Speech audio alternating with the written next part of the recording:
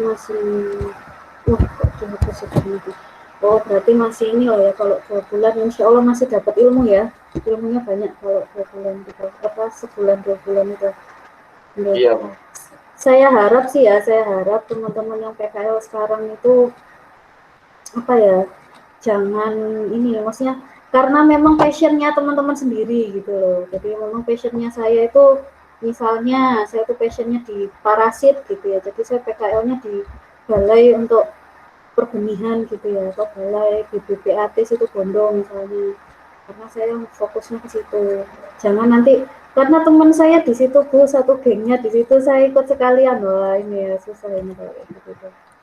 Ya jadi jangan karena geng ya. Terus atau lo ini Bu pasangan saya ngambilnya ini juga, saya kan kemana-mana berdua, itu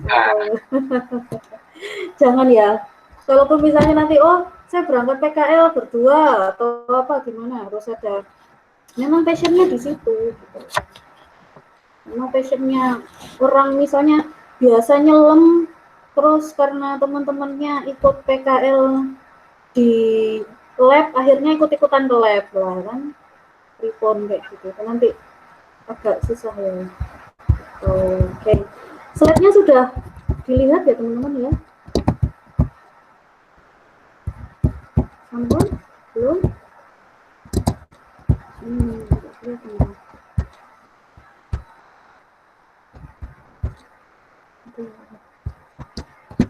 Sudah muncul, Bu, slide-nya, Bu. Oh, sudah. Oke. Jadi hari ini kita meneruskan topik pertemuan kemarin. Kalau misalnya yang kemarin kita masih membahas tentang interaksi biota, habitat, dan lingkungan. Nah, kalau yang sekarang itu kita mempelajari tentang stok ikannya. Jadi bagaimana sih untuk memperkirakan dari stok ikan sebenarnya variabel apa saja sih yang dicari gitu. Jadi untuk hitung-hitungan saya rasa tentunya mau saya jadikan satu untuk pertemuan ini juga. Cuman kok kayaknya takut keberatan ya teman-teman nantinya pemahamannya. Jadi ini saya buat aja. Untuk hari ini kita fokus ke stoknya itu sendiri. Jadi ada 2 definisi stok. Ya, stok ikan.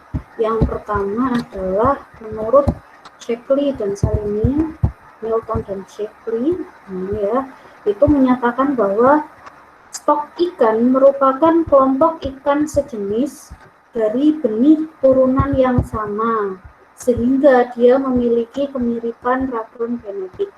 Nah, jadi ini misalnya sekumpulan ikan tuna di satu area wilayah, nah itu kan seperti itu. Terus ada juga definisi stok yang kedua menurut Sparre dan Venema tahun 1989. Nah ini menyatakan bahwa sekelompok ikan yang sejenis dia memiliki kemiripan parameter populasi. Nah jadi yang mirip adalah parameter populasinya, entah itu bentuk pertumbuhannya, entah itu daerah migrasinya, dan dia menghuni satu area geografis tertentu. Jadi sekumpulan ikan ya, sekelompok ikan. Ini agak beda jenis ini. Jadi sekelompok ikan yang dibilang sejenis itu adalah dilihat dari parameter populasinya, pertumbuhannya dia bentuknya sama. Nah, untuk yang stok ikan yang kedua ini adalah dia ditandai dengan adanya sedikit tanda percampuran. Misalnya apa? Ikan lemuru sama ikan tongkol. Secara penampilan gitu, secara tampilan ikan tuna dan ikan lemuru dengan ikan tongkol itu nggak jauh beda. Cuman kalau ikan tongkol itu belakangnya ada ringgik-ringgiknya gitu. Nah itu kalau menurut definisi yang kedua itu dianggap sebagai satu kesatuan. Nah, seperti itu. Pertanyaan saya sekarang, definisi yang pertama dan definisi yang kedua ini menurut jenengan yang mana yang lebih spesifik dan yang mana yang lebih umum? Definisi 1 dan definisi 2.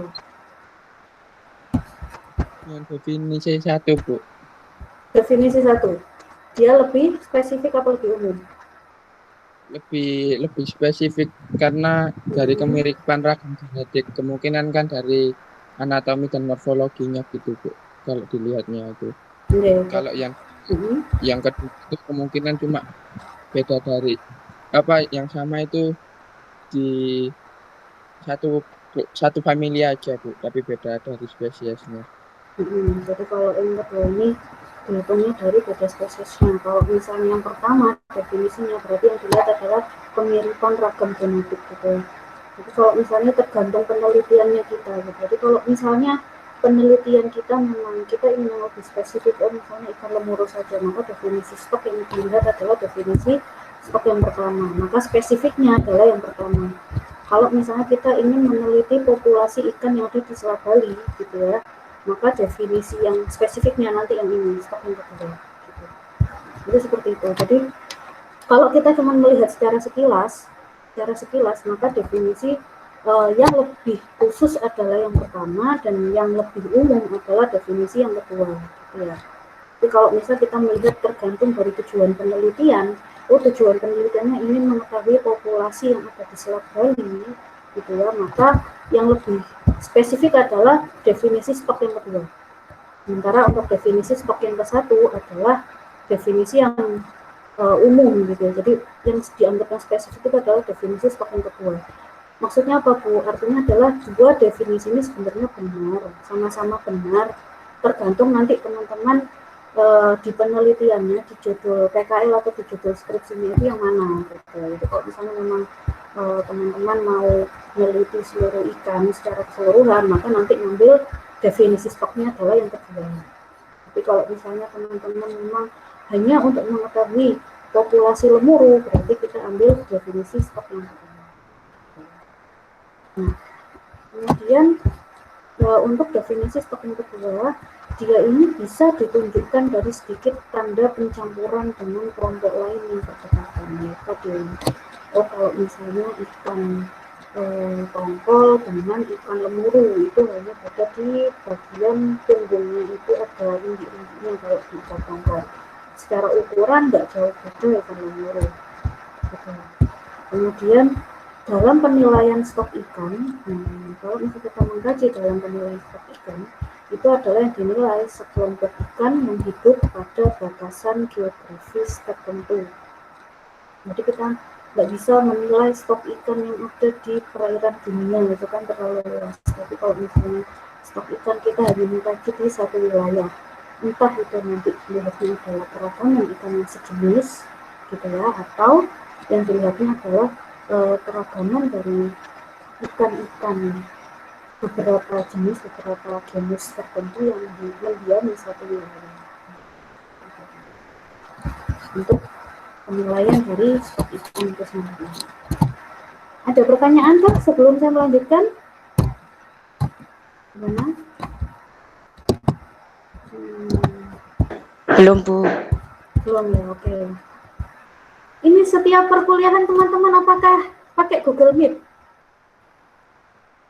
Iya, langsung meeting ya, nggak ada yang merekam YouTube? Enggak Bu, kadang itu apa via WA grup gitu aja, kadang cuma dikasih tugas kita disuruh baca gitu. Tapi gitu. ending gini Bu aslinya, jadi kita lebih paham dari penjelasan dosennya gitu. Oh gitu, ya ampun. Jadi memang itu ya, saya waktu kemarin itu nyoba pakai Zoom sama nyoba Google Meet, itu ternyata Zoom itu lebih sedikit kuotanya. Jadi nanti kita pakai Zoom aja teman-teman, tolong ini saya minta tolong minggu depan diinstal aplikasinya. Jadi tadinya tuh hari ini saya sudah mau pakai Zoom, terus saya baru ingat teman-teman nanti install lagi ya, butuh kuota lagi. Jadi mending nanti kapan kalau misalnya teman-teman bisa di tempat-tempat tertentu yang nanti kuotanya banyak gitu ya, langsung sampai download di situ. Berarti nggak semua ya, belum semua mata kuliah. Soalnya saya bayangkan kalau tiap kuliah teman-teman ketemu pakai Google Meet kan lumayan ya kuotanya ya habisnya ya. Okay. Kalau dari dosen sih Bu gantian Bu. Oh gitu, gantian gimana? Iya.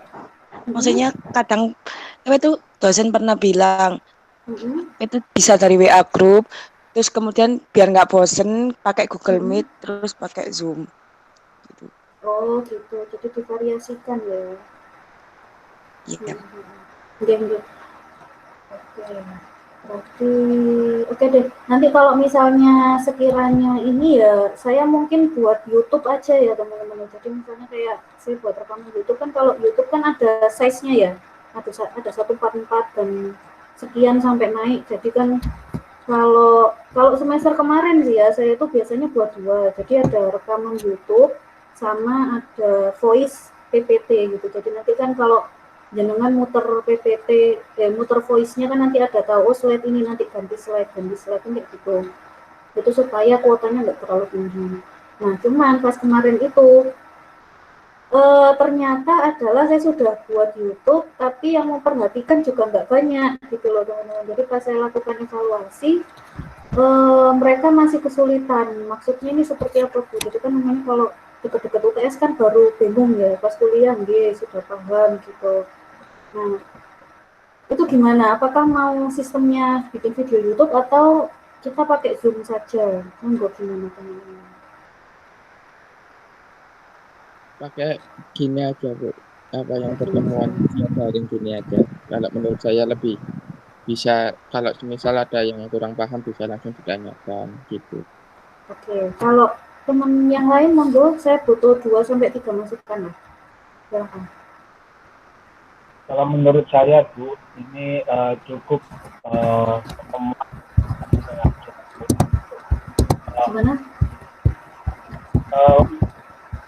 Untuk pertemuan cukup kayak Google Meet ini aja Bu, nggak perlu kayak sampai di record atau sampai di upload ke YouTube, karena kalau semisal kurang paham dari materi yang Ibu sampaikan, itu bisa tanya ke teman atau enggak langsung bisa menghubungi jenengan untuk bisa mendapatkan penjelasan seperti itu.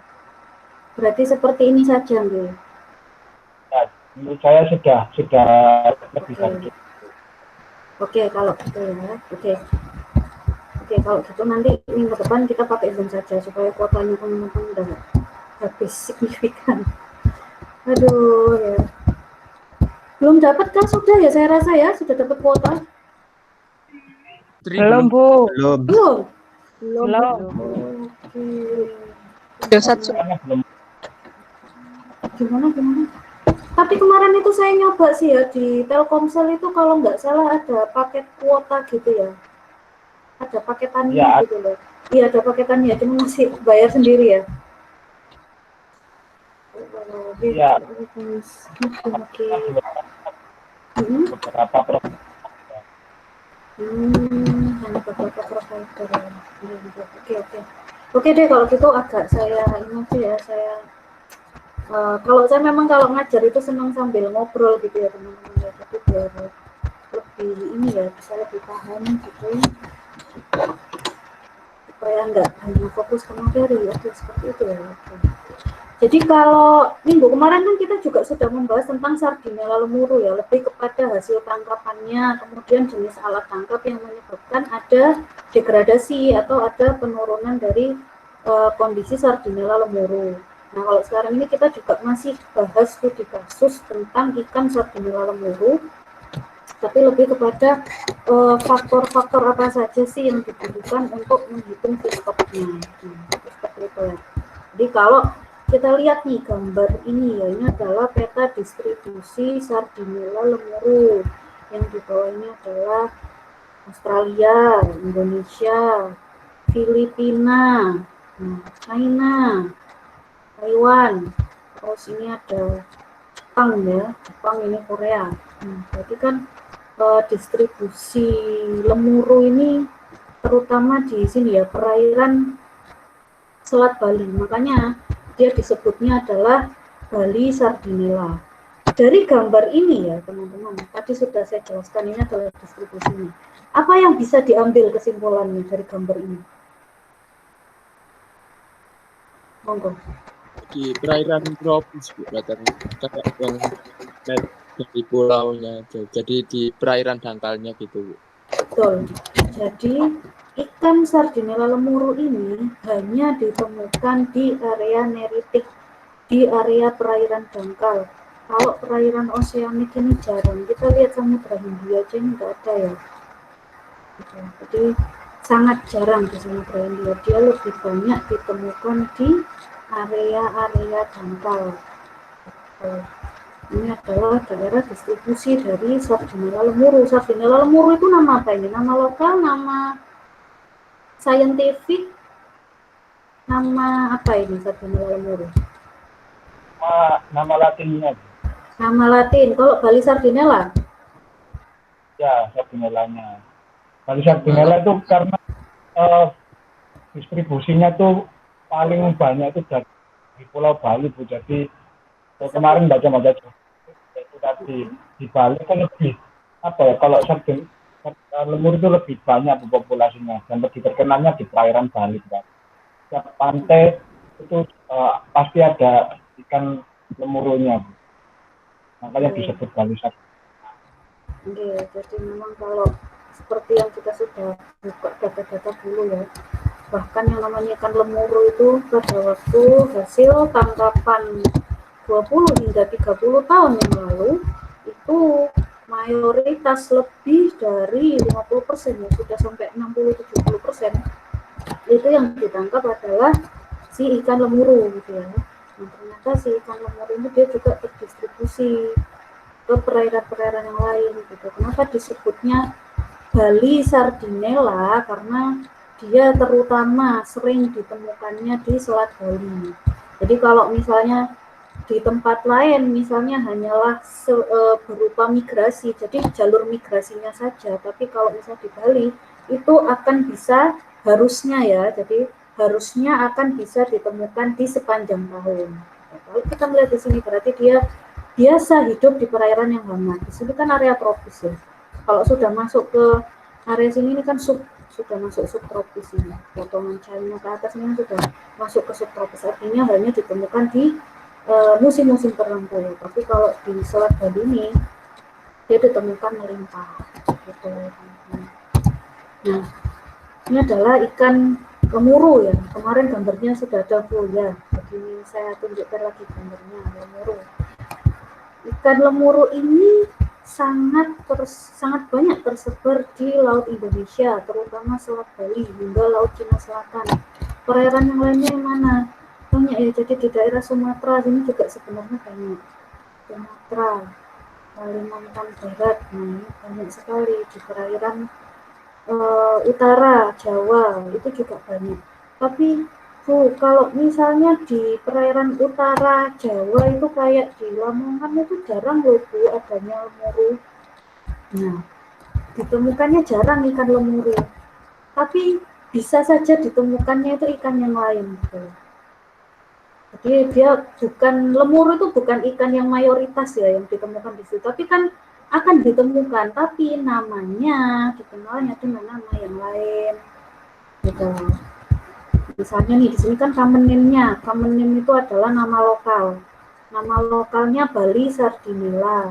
Terus nama scientific-nya, nama latinnya adalah Sardinella lemuru gitu ya. Terus kalau nama lokalnya apa? Oh, nama lokalnya dikenalnya lemuru. Ya, kita kan kenalnya kalau ke orang-orang nama lokalnya lemuru. Nama pasarnya apa? Nama pasarnya lemuru bisa ikan asin, bisa pindang, bisa tongkol. Loh, kok tongkol masuk ke lemuru? Tongkol kan Eutinus. Nah, itu ya. Jadi jangan salah ya. Jadi meskipun dinamakannya tongkol karena bentuknya sama, kadang-kadang nelayan itu juga nganggapnya itu sama gitu loh. Padahal yang ditangkap itu adalah lemuru, tapi bisa juga mereka menyebutnya tongkol gitu. Jadi itu adalah nama produknya. Lemuru, oh sarden. Sarden itu juga nama produk dari lemuru. Nah, itu seperti itu.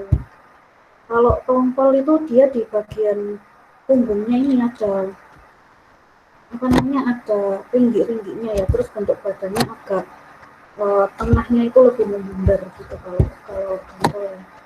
Jadi sebenarnya kalau misalnya kita katakan Sardinella lemuru, spesiesnya macam-macam.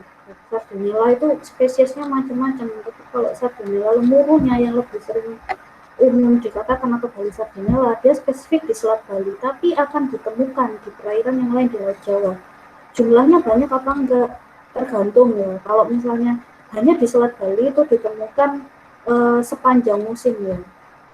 Kalau di perairan utara Jawa akan ditemukan gitu. Jadi di perairan utara Jawa Timur itu akan ditemukan, di Lamongan itu akan ditemukan, cuman proporsinya kan kalau di situ kan ada ikan-ikan yang lain ya, nggak cuma lemuru ya kalau di utara Jawa Timur ya. Itu makanya jadi proporsinya dia jumlahnya lebih sedikit gitu. Terus ya itu karena kita menamakan stok ikan umumnya adalah berdasarkan distribusi, jadi juga dianggap sama ya antara tongkol, antara lemuru itu kan wis dianggapnya sama ya. Kalau misalnya kita nggak benar-benar belajar biologinya, otomatis kadang yang sering ditangkap itu adalah lemuru, tapi lemurunya diasinkan gitu ya, atau lemurunya dipindeng, jadi disebutnya ikan pindeng aja, disebutnya ikan tongkol aja gitu. Semua ikan yang ditemukan sudah dipotong-potong gitu jadi ikan tongkol aja, padahal itu nggak jelas tongkolnya apa dari lemuru, apa dari tuna, apa memang benar dari tongkol gitu loh. Gitu ya teman-teman. Jadi itu kalau misalnya common name Bali Sardinella. Terus saya berikan contoh satu lagi, misalnya ikan bandeng. Bandeng itu nama apa? Common name, nama lokal, nama latin, apa nama pasar? Nama lokal. Lokal, Bu. Nama lokal ya. Jadi kalau bandeng nama lokal, common name-nya apa? Common name apa ya? Bandeng. Canos, Bu. Canos itu nama latin. Canos nama latin, bandeng nama apa? Nama lokal. Lokal Terus, pasaran. kalau apa? Nama pasaran juga bandeng, Bu. Nama pasaran bisa bandeng, bisa juga misalnya otak-otak, ya. Otak-otak, terus bandeng asap lah, itu kan nama pasarnya ya. Jadi orang pasar gitu kenalnya otak-otak, oh kalau otak-otak dibuatnya dari bandeng kan gitu ya. Jadi dibanding nama lokal itu kalau nama pasar itu jauh lebih apa ya, lebih umum lagi gitu ya. Tadi yang saya katakan iwak pindang, wis rone pindang wis mbok itu kok lemuru, entah itu dari apa, wis pokoknya taunya pindang kan kayak gitu ya. Common name-nya bandeng apa? Nggak tahu. bandeng juga.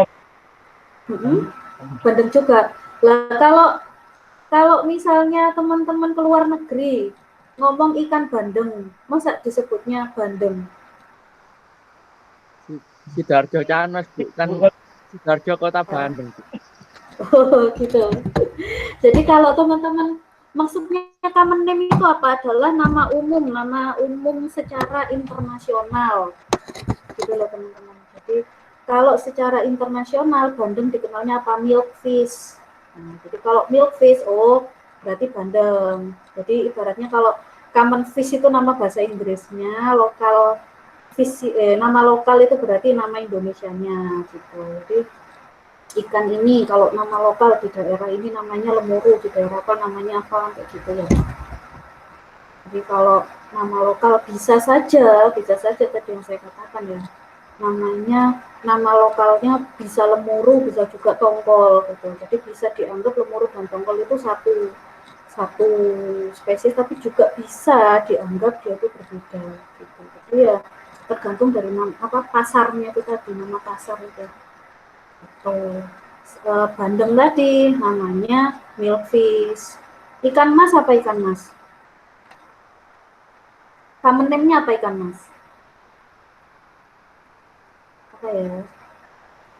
Golden fish, Bu. Golden fish.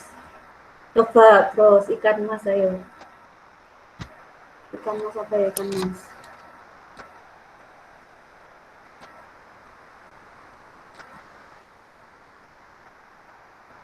Bukan golden fish ya. Nah, nanti dicari. Itu juga ada ya. Jadi bahasa ininya, bahasa ilmiahnya ya, bahasa common name-nya tetapi jadi kan kalau bandeng, milkfish, kita browsing bahasa Inggrisnya kan nggak nemu ya. Apa sih namanya? Milkfish bandeng itu seperti itu. Itu yang sering ketuker itu di ikan mas itu, bukan goldfish. Ayo dicari di jurnal-jurnal. Oke, paham ya sampai sini ya, common name, terus apa tadi nama lokal ya. Terus kalau misalnya ikan tadi saya katakan Sardinella lemuru. Jadi kalau Sardinella lemuru itu dia punya kemiripan, dikatakan bisa kemiripan sifat ikan antara satu area dengan satu area yang lain. Gitu. Jadi misalnya Sardinella lemuru yang ditemukan di Indonesia, ternyata yang di Taiwan itu juga sama, ciri-cirinya itu juga sama. Berarti dia ada kemungkinan adanya pencampuran spesies antar wilayah. Itu seperti itu. Karena apa tadi saya katakan sama-sama Sardinellanya, tapi dia ini spesiesnya ini yang berbeda itu. Bedanya apa? Oh misalnya nggak ada sirip pektoralnya, terus warnanya misalnya dia berbeda. Kalau misalnya, Bu, saya ini kan mau kursus ikan, saya ambil wes Bu, ikan yang ada di Selat Bali sama di perairan Gresik misalnya, ternyata sama-sama lemuru.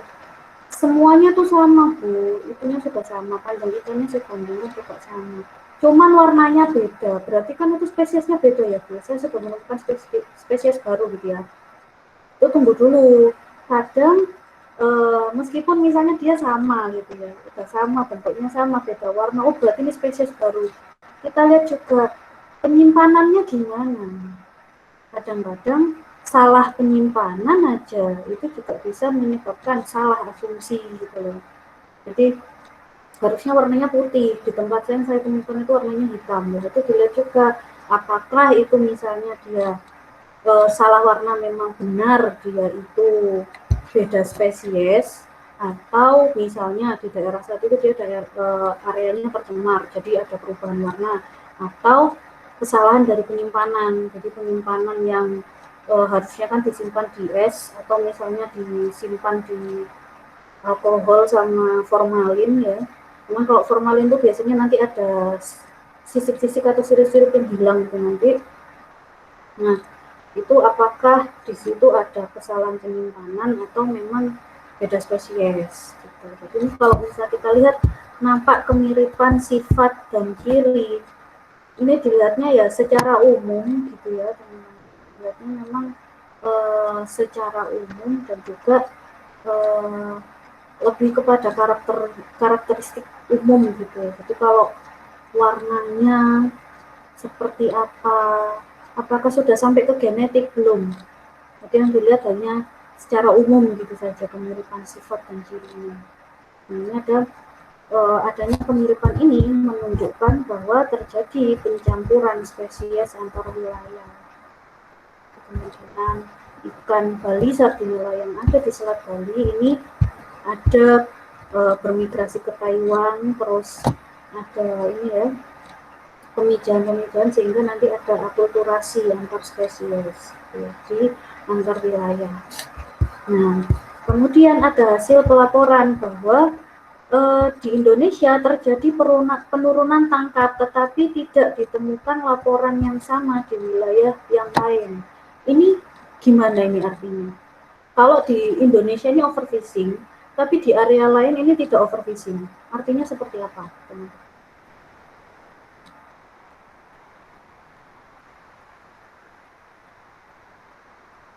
Ada yang paham? Ketika terjadi penurunan hasil tangkapan di Indonesia, seperti yang kemarin saya jelaskan, selama 30 tahun terakhir, itu di Indonesia itu ada penurunan hasil tangkapan, tapi ternyata di lokasi yang lain, di Taiwan, ya, tidak ditemukan penurunan hasil tangkapan. Berarti ada beberapa kemungkinan, entah ikannya ini memang overfishing di daerah tersebut, atau entah ikan ini juga dia bermigrasi ke area-area yang lebih sesuai kualitas hidupnya. Kan kalau misalnya ikan ya, ikan sendiri kan juga tahu ketika di situ dia sering ada penangkapan, maka otomatis ketika suhunya di situ juga sudah lebih tinggi, sering terjadi penangkapan, ikan itu juga akan bisa bermigrasi ke area yang lain. Bisa kemungkinan seperti itu. Itu teman-teman. Paham sampai sini? Apa belum? Paham. Paham, Bu. Paham ya. Paham. Jadi kalau kita membicarakan tentang stok ikan itu ya belajar ichtiologi iya, ya belajar tentang arus iya, ya belajar nanti kita melakukan modeling statistika juga iya gitu ya. Jadi agak kompleks untuk pemahaman dari dinamika ini. Kita cuman bahas lemuru tapi sudah jadi 2 pertemuan sendiri ya, khusus untuk lemuru gitu.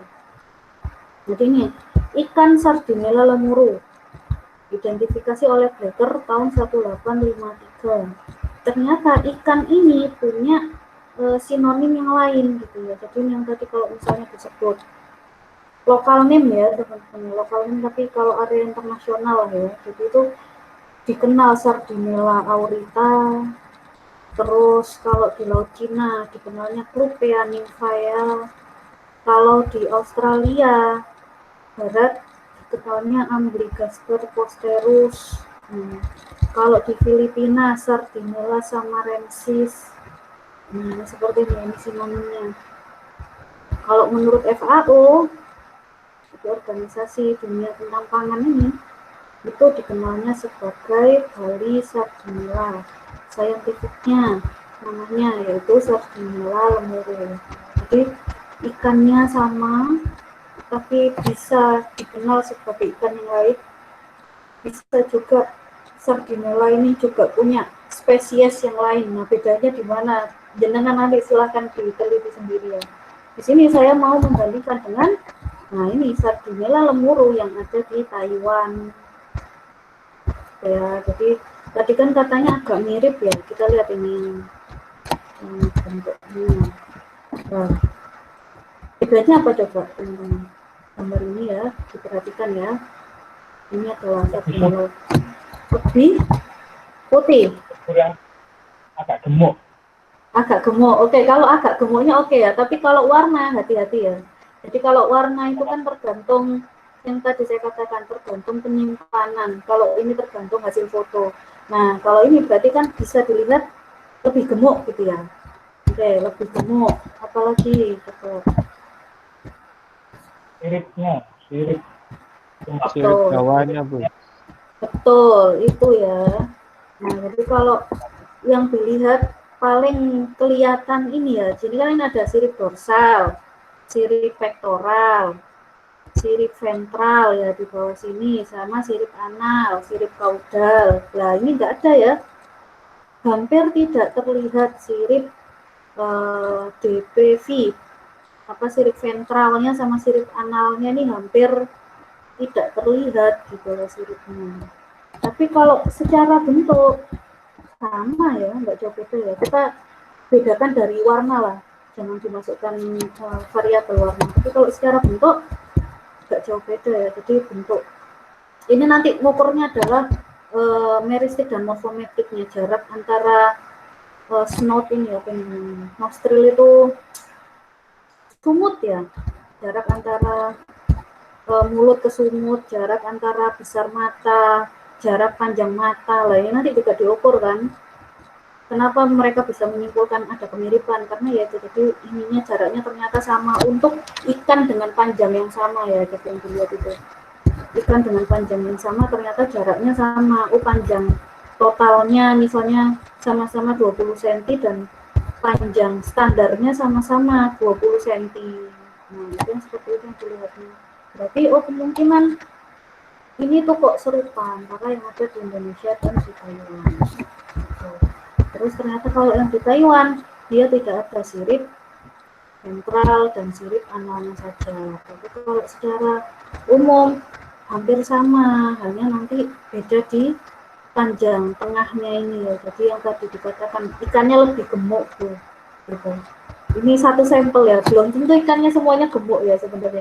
Kita masih belum tahu sih ya. Jadi ini karena berdasarkan satu gambar saja itu kelihatannya memang ikannya dia lebih gemuk. Apakah sudah diteliti secara genetik, Bu?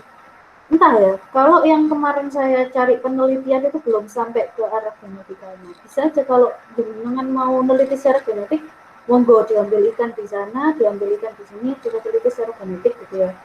Cuman namanya penelitian genetik itu mahal sekali ya. Jadi yang murah itu ya meristik, morfometrik, itu aja yang murah. Itu sekitar ini kalau lemuru Taiwan sama lemur Indonesia dianggap sama. Oke, jadi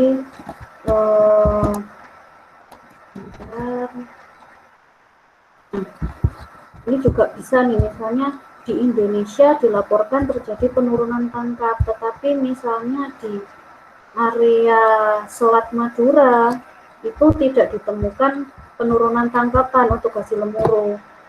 Nah, ini juga bisa dikunci secara geografis gitu. Jadi dilihat apakah, kita lihat dulu apakah lemuru, jenis lemuru yang ada di Selat Bali sama Selat Madura ini sama. Kalau misalnya memang kira-kira spesiesnya ini sama gitu ya, itu kan berarti ada kemungkinan ikan ini migrasi. Tapi kalau misalnya kita lihat rata-rata ikannya ini ternyata beda, berarti dikunci secara geografis gitu. Berarti hanya ada di area Selat Bali itu saja. Begitu ada di Selat Madura, itu meskipun sama-sama Sardinella lemurunya, berarti kemungkinan spesiesnya itu berbeda. Itu teman-teman. Makanya tadi lokal name itu ya, itu sangat berpengaruh jadinya, karena nggak semua orang itu sangat paham secara saintifik tentang lemuru, itu akhirnya ya udah dianggapnya semuanya sama saja lemuru, padahal kemungkinan jenis spesiesnya berbeda. Oke, sehingga faktor geografis ini dianggap sebagai parameter dari identifikasi stok. Jadi parameter kuncinya itu adalah area geografis. Artinya kenapa stok ikan di satu area itu bisa berbeda dengan stok ikan di area yang lain, itu adalah area geografis. Seperti itu. Nah, sehingga kondisi dari geografis dari satu wilayah tertentu itu akan bisa memungkinkan adanya isolasi kelompok ikan di satu area yang bercampur dengan kelompok ikan yang lain. Jadi sehingga Sardinella lemuru dia bisa bergabung dengan Eutinus, tuna, sehingga kalau orang biasa, orang awam yang menganalisis stok ikan, tapi dianya orang awam yang nggak terlalu paham biologi, meristik, morfometrik, maka menganggapnya ya itu adalah sekumpulan ikan yang sama. Seperti itu, dianggapnya sudah sekumpulan ikan yang sama ini akan bercampur di dalam kelompok lain di dalam satu area. Batasan geografis itu yang seperti apa? Misalkan di Indonesia itu dibagi menjadi, dipotong berapa garis Wallace, teman-teman? Satu garis Wallace sama satu garis Weber, Bu. Oke, satu garis Wallace dan satu garis Weber. Jadi ini saya contohkan ya, ada garis Wallace gitu. Jadi kalau garis Wallace itu dia di sini memisahkan daerah Lombok. Di sini itu kan arusnya sangat tinggi ya. Kenapa harus dipisah garis tersebut? Itu juga salah satunya adalah arus ya. Teman-teman saya rasa kemarin sudah belajar ya di OSEVIS ya, gerakan arus kan berbeda-beda ya. Setiap misalnya kalau misalnya arus musim timur itu kan nggak ada ceritanya dari Australia terus kena ke semua perairan kan enggak ya. Australia kan paling ke perairan Jawa, terus nanti ke Kalimantan, terus nanti arus yang lain kan beda lagi gitu ya. Melewatinya itu loh ya teman-teman ya. Jadi nggak ada, betul? Gimana? Iya, betul ya. Jadi kalau misalnya nggak ada ceritanya Australia, satu red, kalau misalnya musim timur, ya nanti rata semuanya dari Papua melewati Jawa, melewati Sumatera. Kalau arus barat kebalikannya, enggak ya, karena setiap perairan nanti punya arusnya masing-masing. Nah, terus ada tambahannya garis Wallace ini yang di daerah garis Wallace ini menyebabkan hanya satu contoh studi kasus ya di sini, ini menyebabkan adanya penghalang geografi, sehingga stok ikan yang ada di wilayah barat dan timur Indonesia itu berbeda. Kalian nanti bisa browsing ya, jadi bisa browsing hasil tangkapan yang ada di Pulau Jawa sama pokoknya yang daerah WIB sama daerah WITA dan WIT itu sudah beda hasil tangkapannya.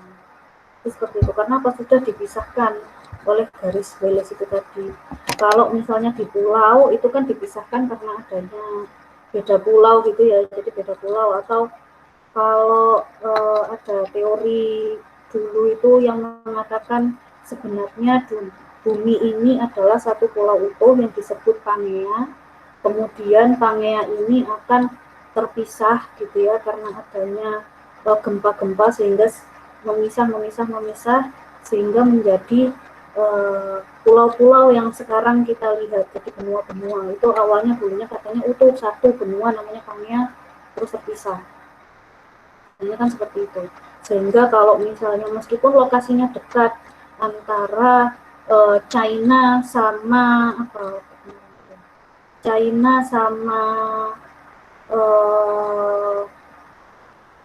Saudi Arabia, itu meskipun dia lokasinya sama, dekat gitu ya, berdekatan, tapi iklimnya sudah berbeda.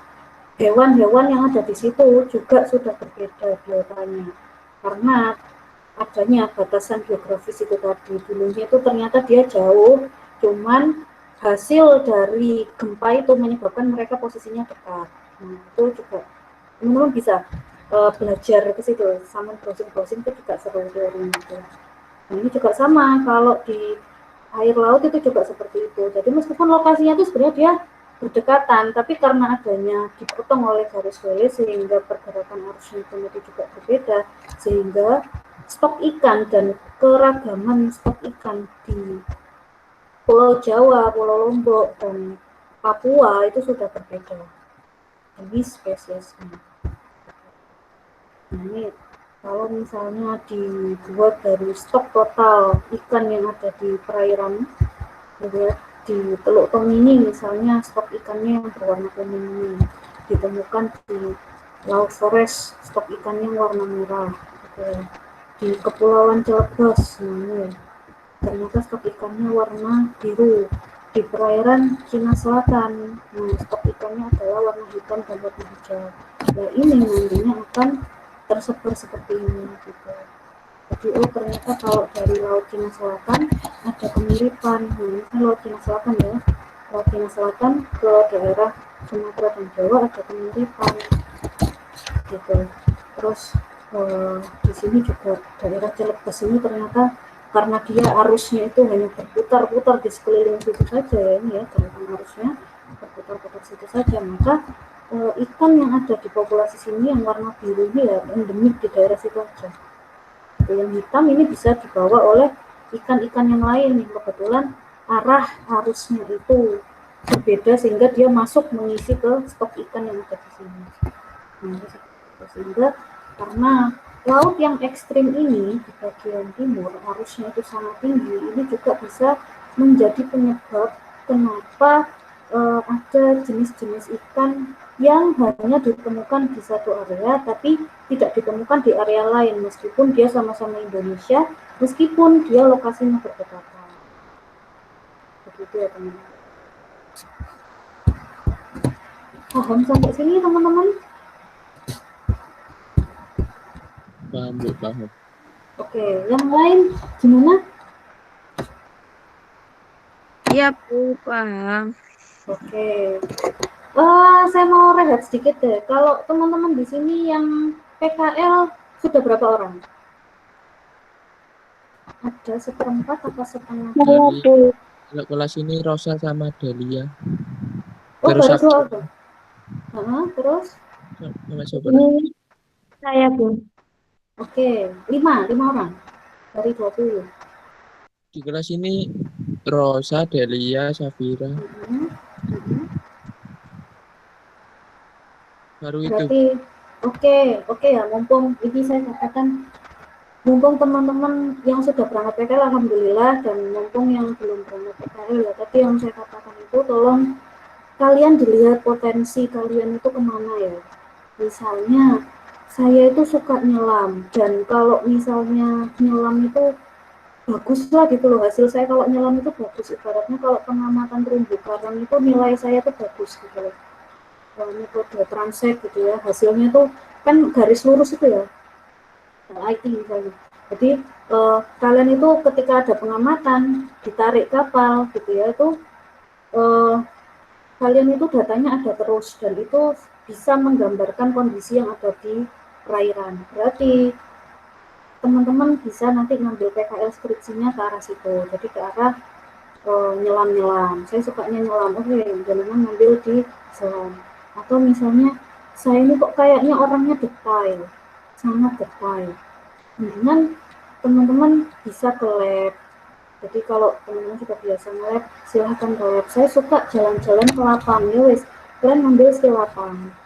Saran saya adalah seperti itu ya teman-teman. Jadi nggak usah nanti misalnya khawatir untuk tempat PKL ya.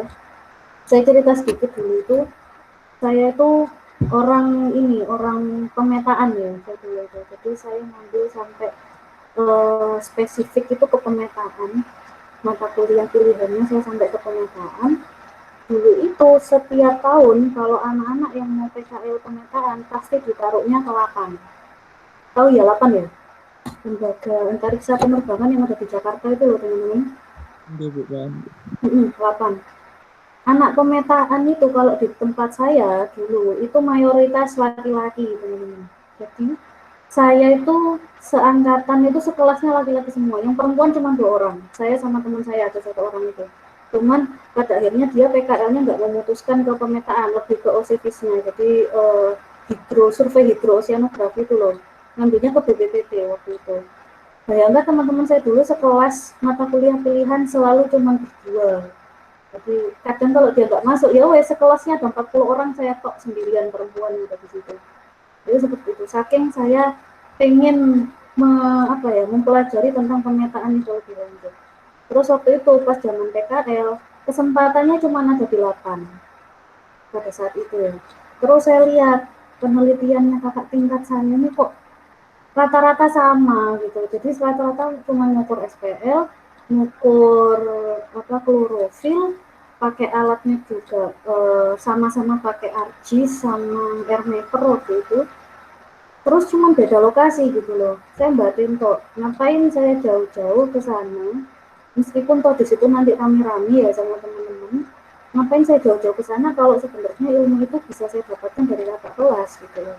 Terus jauh-jauh ke Jakarta membayari yang mahal ya.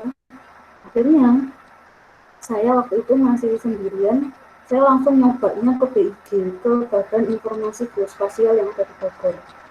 Saking saya pengen tahu pemetaan, tapi menurut orang geografi ya kan, kalau di situ kan BIG itu kan geografi murni ya. Saya daftar ke sana teman-teman, jadi daftar PKS awu-awu aja wes, langsung daftarnya saya ke sana karena saya nggak mau di 8. Rata-rata di 8 itu ibaratnya bisa, saya mau ke situ masuk bertim bisa, tapi kan cuma beda lokasi tok gitu loh. Saya nggak mau kalau punya sekedar kayak gitu. Kayak gitu. Terus kok ternyata ada satu teman saya yang juga dia berpikir hal yang sama dengan saya gitu loh. Jadi juga mikirnya lek di 8 kayaknya ya sama aja gitu loh. Akhirnya saya cerita, dia mau ikut sama saya gitu. Jadi kita berdua. Jadi berdua itu teman saya tadi sudah ceritakan ya, yang di kelas itu berdua cewek semua ya, jadi akhwat semua ya gitu. Yang satu dia milih ke BBD, jadi yang ini teman saya nih Ikhwan ya, dia bareng sama saya jauh-jauh ke Bogor gitu. Karena apa, kita sama visinya, kita pengen dapat satu ilmu yang nggak umum, yang biasanya kalau anak-anak 8 ya pasti pakainya seperti ini metodenya. Kita pengen coba metode yang baru gitu.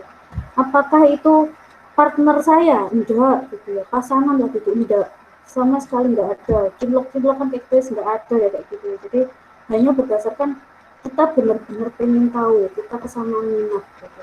Makanya PKL sudah begitu lulus dari begitu selesai PKL dapat ilmunya beda akhirnya. Kalau teman-teman pakai ARGIS gitu ya, pakai ARGIS sama airmaker, saya pakai MV, jadi pakai aplikasi yang lain yang akhirnya juga bisa dipakai sama adik-adik tingkatnya. Jadi itu saran saya ya ke teman-teman, kalau misalnya nanti PKL tolong yang sesuai minatnya teman-teman gitu. Karena apa, nanti kalian pas lulus terus misalnya diwawancarai gitu ya, yang dilihat itu adalah nanti PKL dan skripsinya kalian, kan nanti kan kalian menjelaskan skripsi saya itu tentang ini gitu. Ketika itu memang passionnya teman-teman, itu nanti akan kelihatan gitu kan.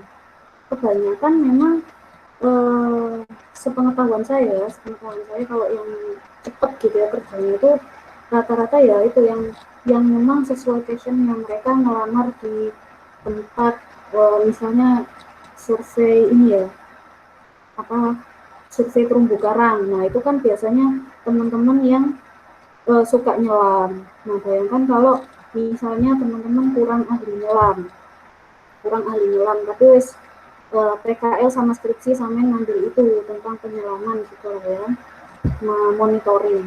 Nah ketika sampai nanti diwawancara itu nanti kelihatan teman-teman, misalnya sampean ini kurang mahir gitu ya penyelaman. Lah yang satu orang yang memang sudah menggeluti di bidang itu gitu loh. Entah dia sudah ngambil sertifikasi A2, A3, entah itu seperti apa lah. Ibaratnya kalian itu bisa kalah gitu loh teman-teman. Kalahnya nanti di situ ketika teman-teman salah dalam pemilihan passion itu tadi. Gitu. Jadi saya harapkan teman-teman nanti itu kalau yang sudah PKL alhamdulillah ya, semoga teman-teman bisa tetap sesuai jalurnya gitu ya, tetap cocok dengan materinya atau nanti bisa dilanjutkan skripsi. Atau yang belum ini mulai dari sekarang menggali kira-kira saya itu minatnya apa sih, oh saya pengen menggeluti apa, oh nanti kalau saya lulus itu saya pengen jadi apa, seperti itu teman-teman. Ya dulu PKL tentang itu ya pemetaan, terus langsung kebetulan dapat dana hibah, jadi dana hibah perseorangan itu untuk nyusun skripsi. Saya langsung ngambil data skripsi itu ke Selat Madura. Jadi waktu itu masih semester 6 akhir, saya udah ujian PKL itu sebenarnya saya juga sudah punya data skripsi. Target saya waktu itu lulus 3,5 tahun gitu ya. Habis saya ujian PKL, kok saya melihat ternyata kakak tingkat saya rata-rata yang ngambil pemetaan itu kok lulusnya lama semua gitu loh. Jadi waktu itu saya lihat, waduh, agak susah di pembimbingnya. Jadi kalau ngambil pemetaan waktu itu rata-rata lulus lebih dari 4 tahun. Saya nggak mau gitu ya.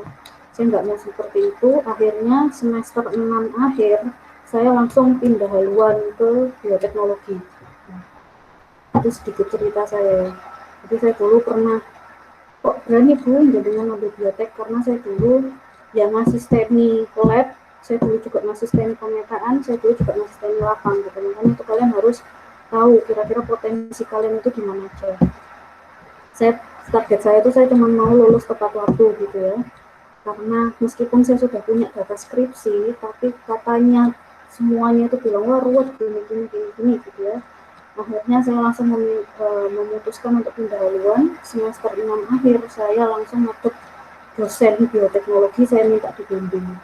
Itu seperti itu. Akhirnya apa? Lulus tepat waktu 8 semester. Masuk biotek itu juga yang mengantarkan saya ke S2, karena S2-nya itu dari degree-nya biotek. Gitu. Jadi tolong teman-teman nanti ketika misalnya sudah menentukan PKL, kemudian skripsinya apakah karena misalnya PKL, oh ternyata bukan passion saya Bu, apakah nanti skripsinya harus saya teruskan PKL-nya Bu, tergantung. Kalian juga lihat dulu, kalau misalnya kalian ngambil topik PKL ini, nanti kan kalian kan ada ujian PKL ya, oh dosen pembimbingnya ini, pengujinya ini, kira-kira kalau dosen ini tuh enak apa enggak, lama apa enggak. Kalau misalnya cepat nggak masalah wes, lanjutkan saja sampai skripsi. Itu seperti itu, dilihat dosen pembimbingnya, dilihat minatnya teman-teman itu kemana. Nah itu seperti itu ya teman-teman. Jadi ketika nanti sudah lulus sarjana, ibaratnya CV kalian ini adalah sesuai dengan apa yang kalian kerjakan selama ini. Oh memang ternyata PKL dan skripsi saya ini adalah topik-topik yang sebenarnya saya minat, jadi ya sudah dijalankan saja. Seperti itu. Jadi saya waktu PKL kenapa Bu kok langsung pindah ke biotek? Selain itu karena laptop saya enggak, ini ya, jadi laptop jelek.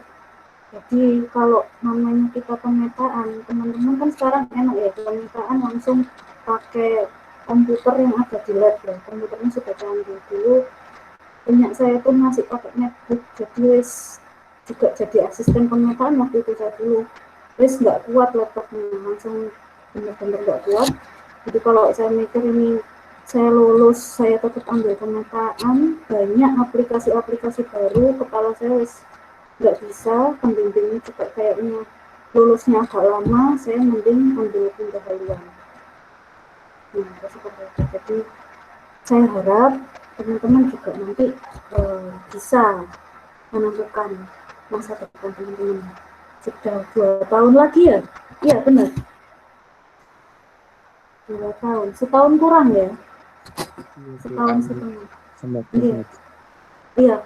Saya rasa kalau di UINSA ini insya Allah dosen-dosennya akan ini ya, jadi lebih mudah ditemui gitu ya, sangat lebih mudah untuk ACC gitu. Jadi kalau ibaratnya kalau saya dulu itu saya ngumpulin ACC laporan sekarang baru dikoreksi itu waktu PKL saya dulu itu baru dikoreksi 1 bulan kemudian, ya kan lama ya, itu bisa mundur gitu.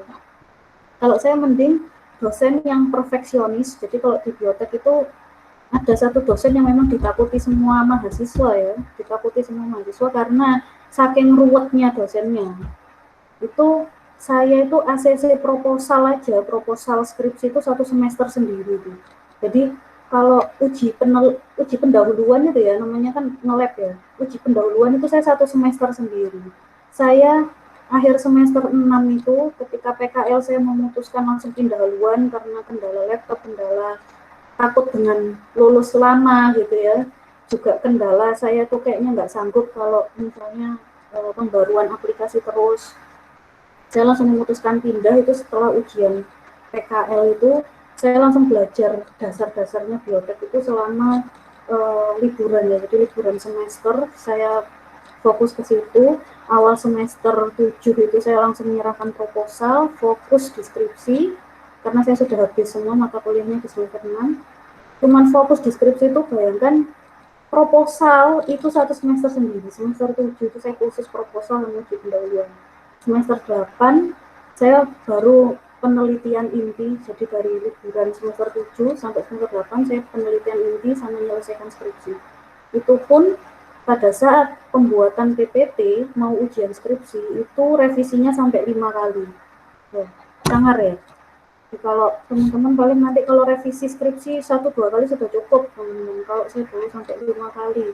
Revisi proposal sampai 10 kali, revisi laporan skripsi 20 kali. Itu seperti itu. Cuman enaknya apa? Dosennya cepat gitu. Jadi silakan kalau nanti milih pembimbing. Nanti kalian kan bisa tahu, pembimbing yang satu beliau ini ternyata revisinya banyak tapi cepat. Pembimbing yang satunya agak woles, ya agak woles. Nanti revisinya juga menyesuaikan dan lebih dilihat misalnya pemahamannya jenengan. Nah, itu bisa seperti itu. Silakan kalian memilih pembimbing dan juga memilih topik yang memang teman-teman bisa ya. Jadi saya sarankan itu. Jadi topik yang teman-teman memang selama ini sudah dikuasai, kira-kira nilai saya, nilai A+ itu di mata kuliah ini, kira-kira ini saya kok bisa ya, bisa nanti ngambil topik ke situ. Jadi jangan khawatir ya, yang belum PKL nanti, waduh, ini sudah dapat tempat PKL semua ini di sini saya di mana, jangan khawatir. Kalian cari lagi tempat yang lain tuh nggak ada masalah. Ilmunya masih banyak. Nanti meskipun kalian mau PKL sendirian, nggak apa-apa. PKL sendirian, skripsi sendirian, tapi saya harap memang sesuai dengan passion teman-teman. Jadi ketika sudah lulus sarjana ilmu kelautan itu sudah orang yang memang sudah siap. Oke ya teman-teman ya. Oke, saya sih panjang lebar sudah ngantuk. Gimana? Oke. Masih kuat. Terbantu Bu. Ya.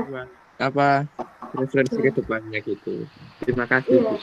Iya, jadi ya memang seperti itu ya, saya tuh pengen gitu ya teman-teman lulus itu langsung menjadi orang yang siap gitu ya. Jadi kalau misalnya kalian seneng nge-lab, Ya ini saya sarankan ya, kalau dengan seneng lab, nanti sebelum lulus kalian ambil sertifikasi BNSP. Kalau yang sekarang PKL-nya di budidaya, sertifikasi BNSP budidaya air tawar itu ada kok. Kalian mau ngambil sertifikasi nggak usah bingung-bingung, misalnya setahu saya sih di UB sih Mas ya. Di UB itu yang paling dekat itu. Nah kalau ini sekelompok nggak apa-apa, misalnya ada beberapa orang yang minatnya yang sama daftar bareng ke UB, nanti tesnya bareng, dapat sertifikat BNSP itu dari sertifikat Republik Indonesia ya. Jadi Samen diakui secara nasional bahwa kompeten di bidang ini gitu. Kan enak ya. Kalau misalnya pengen skill lab-nya sama tentang ilmu kelautan, tapi bioteknologi yang ke arah pangan misalnya, bisa ambil sertifikasi HACCP. Tahu ya teman ya? HACCP ya? Iya, Bu. Iya. Atau kalau misalnya senang nyelam, ambil A1, minimal A1. Kalau mau punya dana tambahan A2 gitu. Jadi saya harap teman-teman ini pas lulus nggak cuma megang ijazah. Karena kalau megang ijazah kok ya mohon maaf ya teman-teman, yang lain juga banyak. Bagaimana tadi saya katakan harus spesifik. Samen megang ijazah juga, tapi kalau ada sertifikat kompetensi di sebelahnya beriringan, atau teman-teman juga nanti ikut organisasi, ikut kepanitiaan atau jadi asisten laboratorium, itu tolong minta sertifikatnya. Betul. Jadi tiap semester, misalnya semester ini saya mengasisteni ini, semester ini, tolong minta sertifikatnya. Betul. Karena sertifikat ini nanti dipakai untuk isinya dengan organisasi juga gitu. Tolong minta sertifikatnya, meskipun cuma anggota, tolong minta sertifikatnya. Kalian lulus dari meskipun misalnya sudah ada ijazah, juga nanti biasanya dilihat adalah organisasi. Terus kesibukan kalian selama kuliah, terus ya itu tadi kalau ada sertifikat BNSP-nya, atau nanti kalian masukkan nilai TOEFL gitu ya, itu ya bismillah ya, insya Allah gitu loh, bisa lebih mudah untuk paling nggak lolos administrasi aja. Oh sekarang nih yang sudah PKL di balai-balai, misalnya kalian sudah dekat sama pembimbingnya nih ya, coba aja ditanya, bisa nggak saya sekalian ambil topik skripsi di sini. Kalau ada seperti apa topiknya. Bisa juga nanti kalau kalian di situ tekun ya mengerjakannya, bisa juga bilang, Bu, apakah selesai saya lulus, mungkin nggak Bu saya bantu di sini gitu. Itu nggak masalah ya, misalnya dapatnya berapa gitu, itu nggak ada masalah. Yang penting kan nanti sertifikatnya nih loh, bahwa saya sudah pernah bekerja di sini, atau pernah mengerjakan ini project ini itu loh. Itu yang harus dicari. Bukan sekarang itu bukan cuma sekedar ijazah, tapi sampai punya kompetensi apa. Saya kemarin pemetaan, sekarang saya tekuni lagi pemetaan itu ya. Saya sekarang sudah kemarin ada pelatihan yang di UINSA itu kan kebetulan pelatihnya itu kan kakak tingkat saya ya. Itu langsung kenapa kok nggak ngambil pemetaan gitu, kadang-kadang angkatan ini yang jadi ini kok nggak ikut, bisa jelaskan karena ini gitu ya. Akhirnya sekarang ya ini ikut lagi, karena apa, saya sudah pernah punya basicnya, sudah pernah punya dasarnya, saya memang suka, cuma pada waktu itu kondisinya nggak memungkinkan. Sekarang ya saya tekuni lagi pemetaan JPPI, pemetaan klorofil, saya tekuni lagi sekarang. Seperti itu ya. Jadi silakan mengerjakan sesuai passion, nggak usah malu-malu kalau sudah PKL langsung minta kontaknya, sering-sering kontak dengan beliau itu malah suka ya kalau ada mahasiswa PKL yang nggak cuma selesai PKL udah pulang gitu ya, tapi kalau masih kontak-kontakan itu beliau senang gitu. Kalian bangun relasi, Bu, sudah lulus, saya baru lulus ilmu kelautan Bu, baru lulus tahun ini, apakah kira-kira di situ ada lowongan ya Bu ya, sambil saya menunggu dapat pekerjaan, biasanya gitu aja nggak apa-apa. Nanti kan dapat surat keterangan setelah kalian masukin lamaran ya, terus kalian di tempat PKL itu tadi, misalnya ada kesempatan, diberikan kesempatan untuk entah bantu apa gitu ya, sambil menunggu ada panggilan. Nah itu kan ketika nanti jenengan di interview ditanya kesibukan jenengan apa sekarang, oh saat ini saya sedang membantu di balai ini, lokasi saya PKL seperti dulu. Itu kan akan lebih enak daripada ketika pas lulus, apa kesibukan Anda sekarang? Saya masih melamar-melamar, ya nggak apa-apa sih gitu. Cuman kan ada poin plusnya gitu, ketika kalian sudah lulus ilmunya itu masih kepake. Tuh ya teman-teman ya. Oke. Bu, terima kasih Bu buat pencerahannya. Oke. Mau tanya Bu. Gimana Mas? Bu mau tanya Bu. Kalau belum tahu, belum menemukan passionnya itu bagaimana Bu? Mohon pencerahannya Bu. Oke, saya sekarang tanya dulu, jenengan kuliah apa pernah ngasisteni misalnya? Belum Bu. Belum. Mata kuliah apa yang nilainya bagus?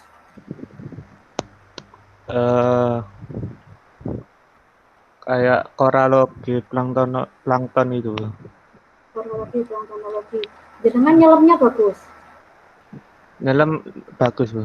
Tapi sedikit minat ke situ Bu. Oh minatnya sedikit kalau nyelam-nyelam. Iya Bu, nggak terlalu.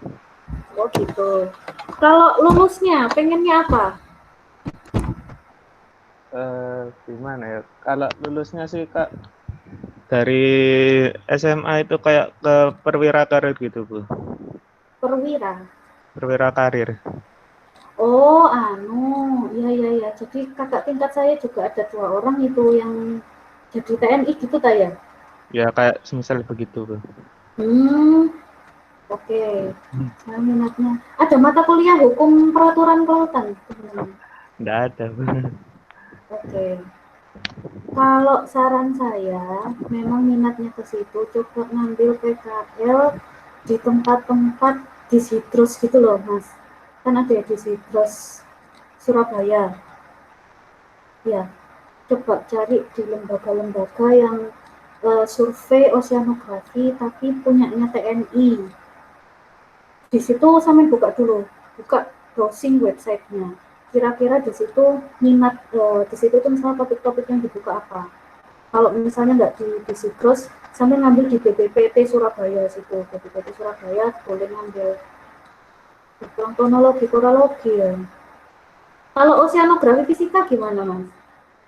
Bisa? Ocevis. Lumayan Bu. Nah, kalau enggak ngambil di situ.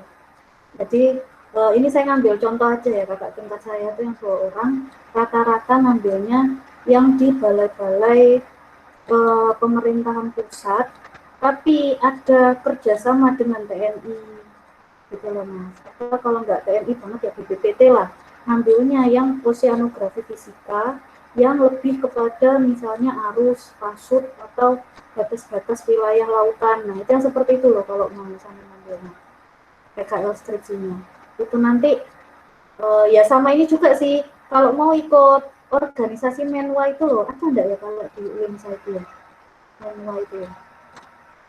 Ada Bu. Nah, ikut itu juga. Mulai sekarang, apa sudah ikut Masnya? Enggak Bu. Oh enggak?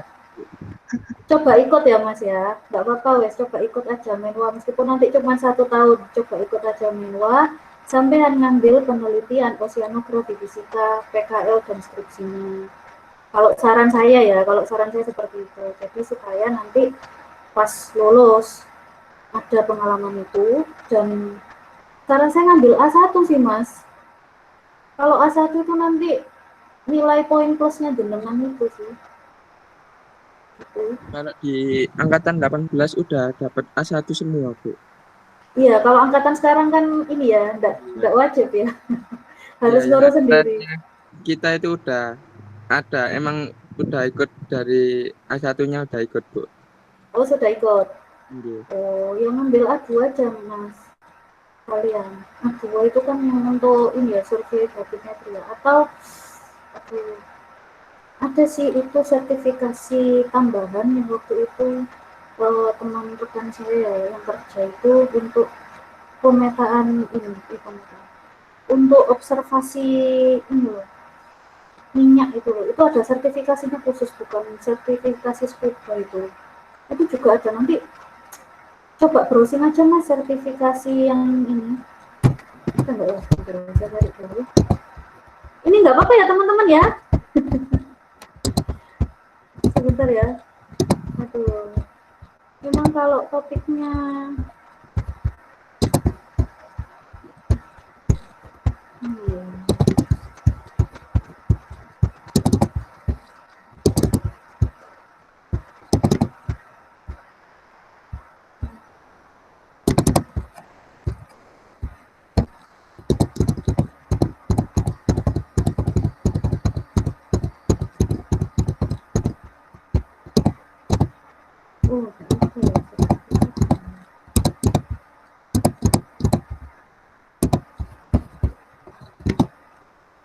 jadi kalau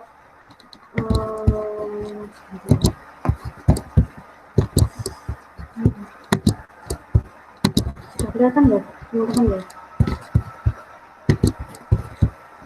sudah kelihatan ya.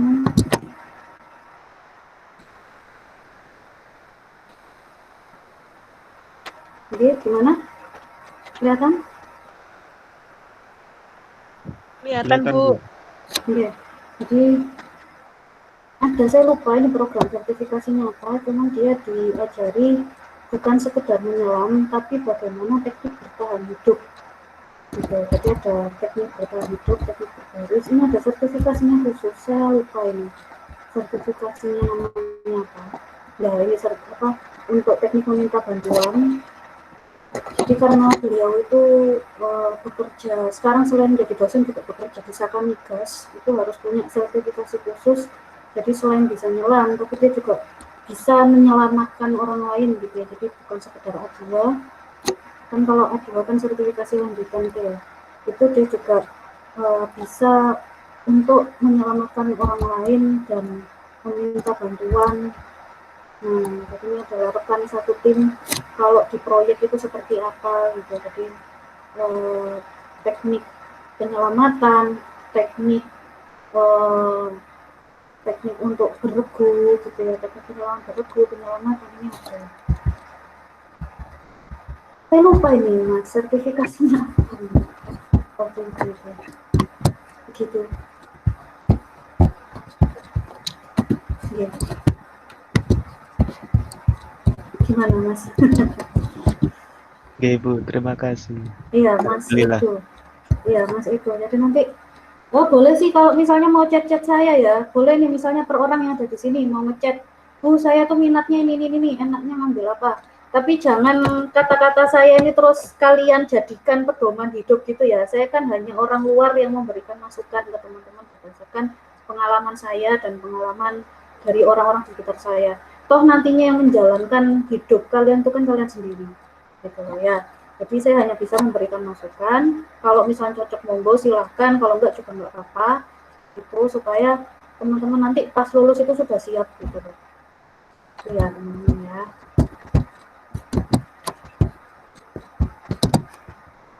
Kata Bu Nur mah kayak gini lah, repot.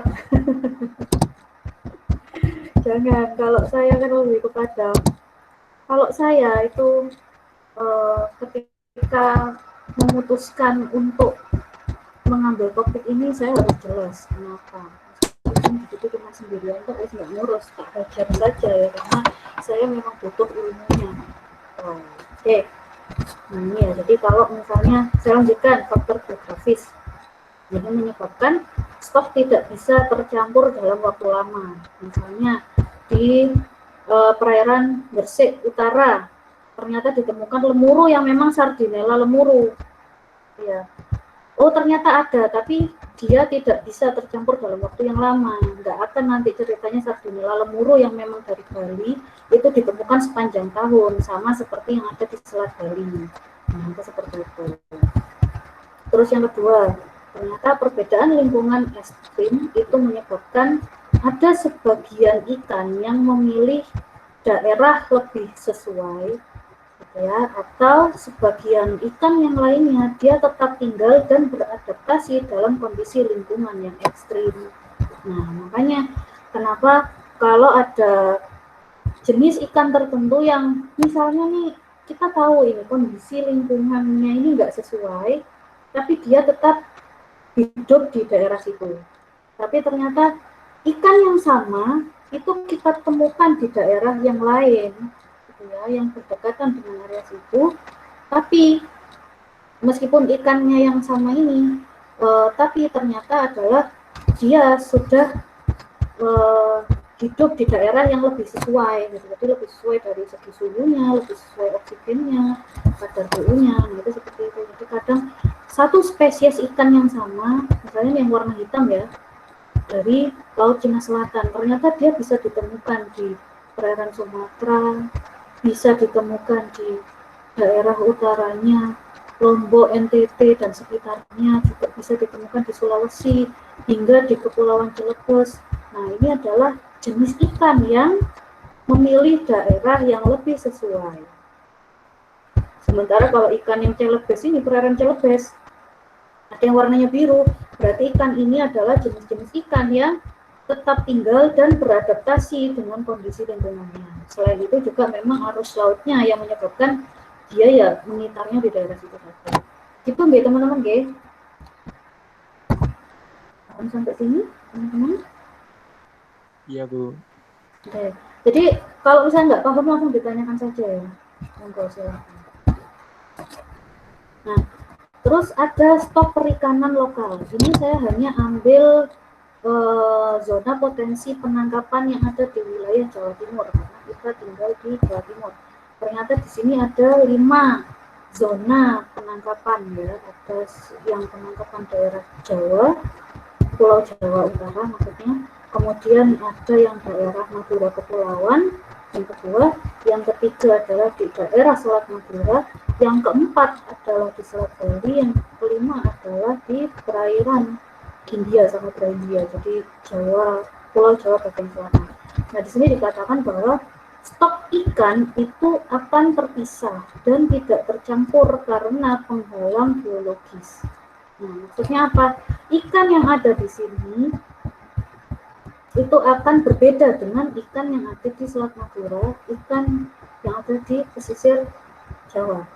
Misalnya ikan lemuru yang ada di sini dengan ikan lemuru yang ada di Pulau Jawa Utara, ini kemungkinan besar akan jauh berbeda meskipun sama-sama lemurunya. Nah, itu kan seperti itu karena sudah ada perbedaan subset. Apakah ini maksudnya adalah ikan ini tidak bisa bermigrasi, tuh bahwa kalau ikan di daerah Selat Bali ya wis di daerah Selat Bali aja, Selat Madura aja, enggak. Jadi subset ini maksudnya adalah hanya menandai zona potensi penangkapan gitu ya. Tapi untuk ikannya bisa bermigrasi masih bisa, tapi hanya sedikit gitu loh kemungkinannya. Jadi hanya sedikit kemungkinan ikan lemuru yang ada di sini itu sama dengan ikan yang ada di Selat Madura. Itu karena apa? Karena ada penghalang geografis. Makanya tadi dikatakan kalau misalnya ikan di daerah Muncar atau di daerah Selat Bali lemurunya ini berkurang, maka nggak bisa dipulihkan dari ikan lemuru yang ada di Selat Madura karena apa? Sudah beda gitu loh.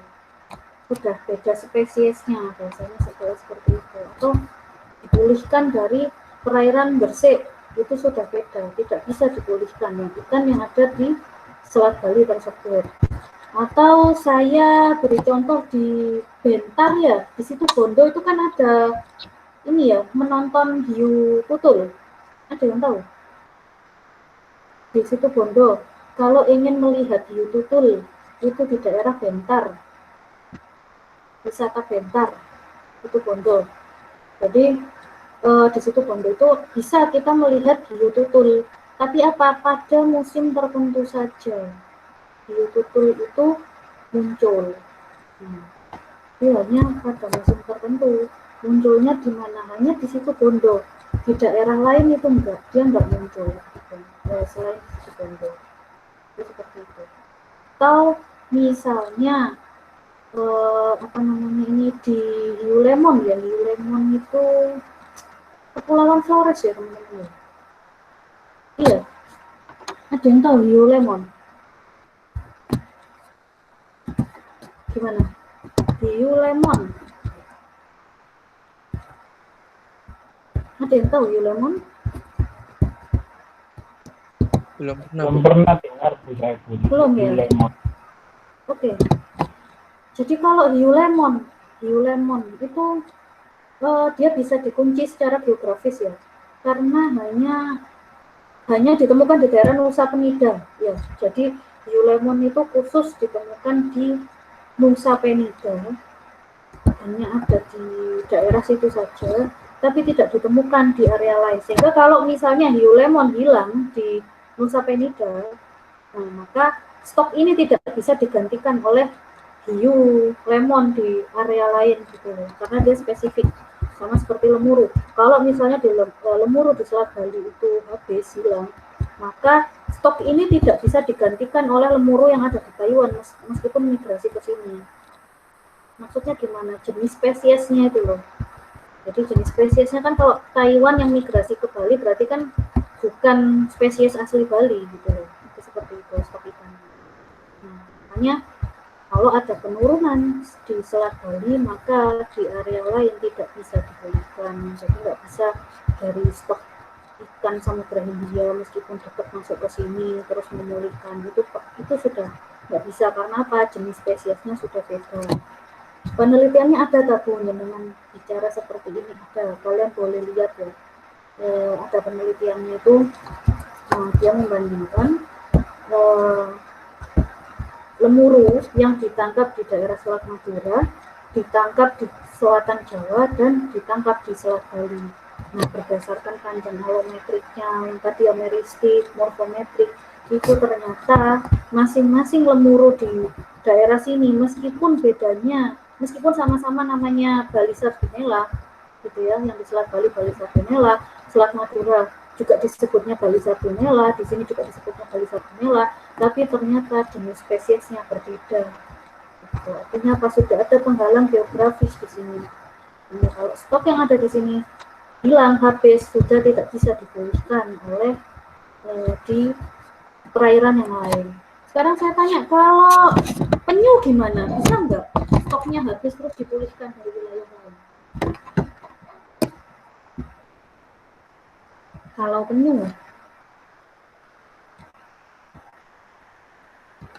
itu di daerah Banyuwangi ya, di Taman Nasional Meru Bediri itu. Kalau misalnya di situ stok penyunya berkurang, apakah bisa diganti dengan penyu di daerah yang lain? Gimana? Kalau masih satu spesies bagaimana, Bu? Tidak bisa. Kalau masih satu spesies, kita lihat dulu siklus hidupnya penyu gimana. Kalau penyu kan dia akan kembali ya setelah memijah di perairan luas, penyu jantan dan betina akan kembali ke pantai yang sama. Gitu. Jadi ya nggak bisa gitu. Misalnya satu spesies rata-rata kalau penyu itu dia lebih spesifik lagi daripada lemuru ya. Jadi spesies penyu Chelonia midas itu dia adanya nanti ya di Banyuwangi saja, spesifik gitu. Kalau misalnya penyu jenis yang lain itu nanti akan ditemukannya di pantai yang berbeda, karena itu tadi dia kembalinya ke pantai yang sama.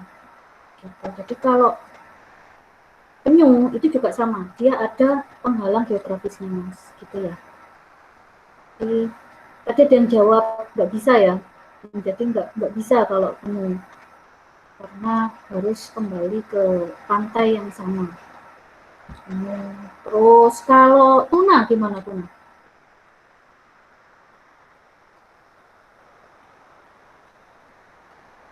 Ikan tuna. Kalau tuna di daerah Selat Bali lagi deh, tuna di daerah Selat Bali habis, apakah bisa stoknya diganti dengan ikan yang lain? Tidak, Bu. Tidak. Karakteristiknya tuna gimana?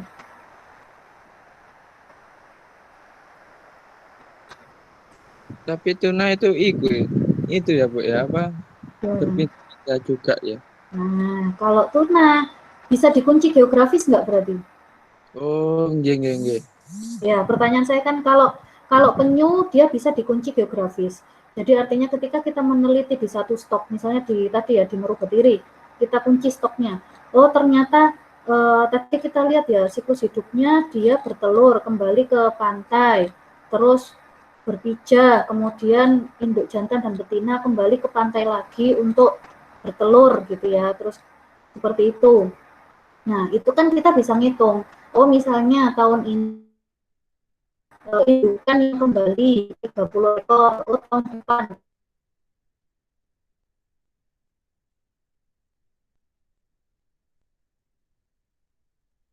4 tahun lagi gitu ya, ketika tahun keempat menurun drastis jadi 5 tahun setelahnya malah kosong. Oh berarti ini adalah spesies yang sudah endangered, sudah jarang sekali gitu, harus benar-benar dilindungi.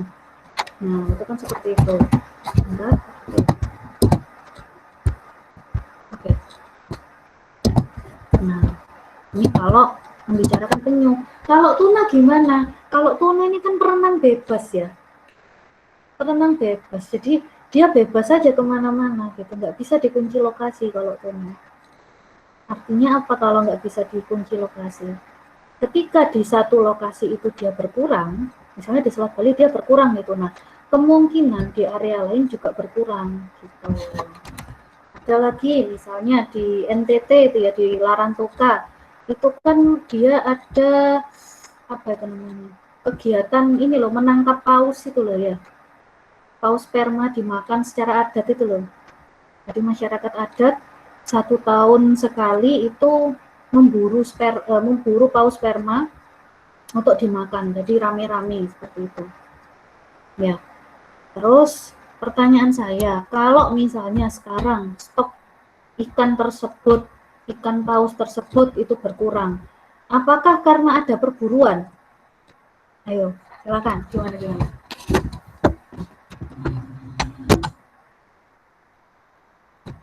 Apakah stok ikan paus yang berkurang itu karena perburuan? Faktor alam, Bu. Faktor alam. Berarti dia bisa dikunci geografis apa enggak kalau ikan paus sperma?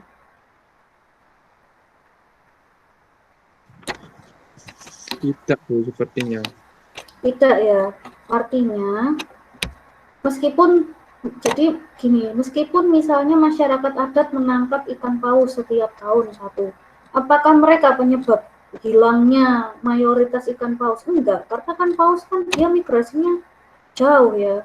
Kalau lemuru kan di area situ-situ aja gitu, dan spesifiknya di Selat Bali gitu, jadi bisa dikunci geografis. Kalau paus nggak bisa dikunci geografis gitu. Kalau misalnya memang di situ mereka menangkapnya misalnya ya tahun ini bisa aja nggak ada ikan paus sama sekali, berarti stok secara keseluruhan itu sudah berkurang gitu. Apakah mereka penyebabnya? Ya enggak lah, karena kan mereka hanya 1 tahun 1, mereka kan juga masih menjaga kelestarian alam ya. Kalau nggak menjaga kelestarian alam, tangkepin aja semuanya, ikan paus yang ada langsung ditangkap aja tiap tahun. Nah ini kan enggak, mereka nangkepnya hanya 1 gitu. Tidak secara langsung menyebabkan hilangnya secara besar-besaran ikan paus itu ya. Jadi dilihat nanti kenapa ada penghalang geografis. Berarti kalau penghalang geografis ada ikan-ikan tertentu yang dia areanya itu ya di situ-situ aja, tapi ada ikan-ikan yang kalau dia berenang bebas seperti tuna itu dia tidak bisa dikunci geografis. Gitu. Nanti balik lagi yang ke definisi awal itu, ada stok ikan secara umum dan secara khusus. Paham ya teman-teman sampai sini? Mugi-mugi paham ya. Gimana? Ada yang nggak paham boleh kita diskusi. Oke, saya lanjutkan ya. Jadi makanya ketika terjadi penurunan lemuru di satu area atau menurun nih jumlah populasi penyu di area ini, tidak bisa dipulihkan dari area lain. Meskipun nanti ada penyu jenis yang lain datang ke sini, tapi kan bukan penyu utama, bukan penyu yang kita cari. Meskipun ada lemuru nanti yang masuk dari Selat Madura ke Selat Bali, tapi kan bukan lemuru yang kita cari. Gitu. Makanya tadi tergantung stok ikannya. Kalau kita secara spesifik menyebutkan ikan lemuru Bali Sardinella, maka yang kita teliti hanya Bali Sardinella. Maka ketika nanti ada stok ikan dari Selat Madura ke Selat Bali dan itu bukan Bali Sardinella, kita tidak menganggap itu sebagai tambahan stok ikan. Kalau ikan lemuru Selat Bali ini dia menurun secara drastis, belum tentu yang ada di sini juga menurun. Dan belum tentu ikan ini bisa mengisi stok yang ada di sini karena spesiesnya sudah berbeda. Sehingga ada parameter tambahan yaitu migrasi dan pencampuran antar kelompok ikan itu sangat mungkin terjadi, sehingga kalau kita memang mau menganggap stok itu sebagai ikan-ikan yang sejenis, maka diperlukan pendekatan identifikasi sampel individu. Jadi ikan-ikan yang panjangnya sama yang tadi saya katakan, kita ngambil sampel di Selat Bali satu ikan panjangnya 100 cm, kita ngambil lagi ikan di Samudra Hindia panjangnya juga harus sama 100 cm, terus ambil lagi di Selat Madura, ambil sampling satu ikan panjangnya juga sama, kita identifikasi secara meristik dan morfometri, secara alometrik juga. Jadi apakah ikan ini sebenarnya ikan yang sama atau spesiesnya ini berbeda, jenisnya sudah berbeda, seperti itu. Kadang perlu kita menganggap biologi sebagai individu untuk membedakan stok populasi ikan supaya datanya ini tidak samar-samar. Parameternya apa saja? Banyak ya, ada alometris, ada pertumbuhan, ada mortalitas ikan, mortalitas per individu yang tadi saya katakan. Oh, misalnya ikannya sama-sama warnanya hitam, areanya berbeda. Apakah itu jenis ikannya sama? Belum tentu. Ikannya sama-sama hitam, apakah jenisnya sama? Belum tentu. Kita lihat lagi nanti alometrisnya, meristiknya. Nah, ini diambilnya gimana tuh caranya, sambil satu sampling ikan saja. Kemudian parasit. Nah, parasit ini juga spesifik di satu area ini. Biasanya ada parasit tertentu yang hanya ditemukan ketika penangkapan ikan di satu area. Ini juga ada. Jadi lihat jenis parasitnya. Ternyata kok ada parasit air tawar misalnya yang ditemukan di air laut. Nah, ini kenapa ini? Tapi di area yang lain tidak ditemukan. Ini juga bisa dilihat sebagai identifikasi spesifik. Tadi ya morfologi, morfometrinya. Kalau morfometri sama meristik bedanya apa ya? Morfometri sama meristik. Ya. Morfometri sama meristik. Jadi kalau morfometri dan meristik itu, morfometri itu yang panjangnya, jadi panjang-panjang tubuh. Kalau yang meristik itu jumlah sisik, jumlah sirip. Itu juga ada analisis genetik. Gimana? Sampai sini ada yang mau ditanyakan? Ayo, ambil ini kan. Ada yang mau ditanyakan?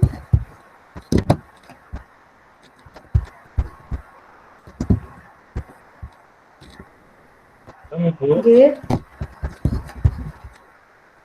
Sudah? Belum ada yang mau ditanya. Oke. Sudah bosan? Masih nyimak kok Bu, aman. Oh, masih nyimak. Oke. Ya, saya kalau menerangkan agak ini ya. Jadi saya detailkan lagi satu persatu. Oke.